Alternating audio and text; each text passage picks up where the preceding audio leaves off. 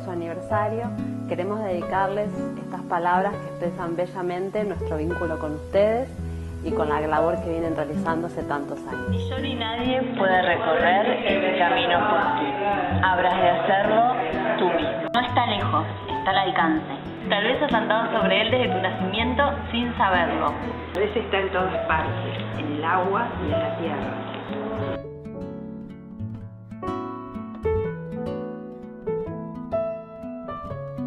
Como en el poema de Whitman, había un mandato intrínseco, un destino inexorable, un tiempo a favor que aguardaba nuestro viaje. Bueno, les enviamos desde Argentina, desde Espacio Filosofía para Niños, nuestras felicitaciones por estos 30 años a todo el Grupo IREF, a Irene, a Angélica y a todo el equipo.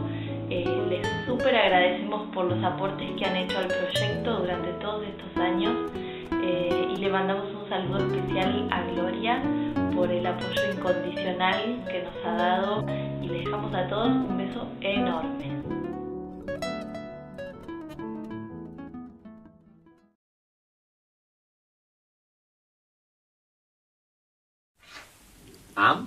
Vosaltres? Vam començar. Gràcies. Moltes felicitats.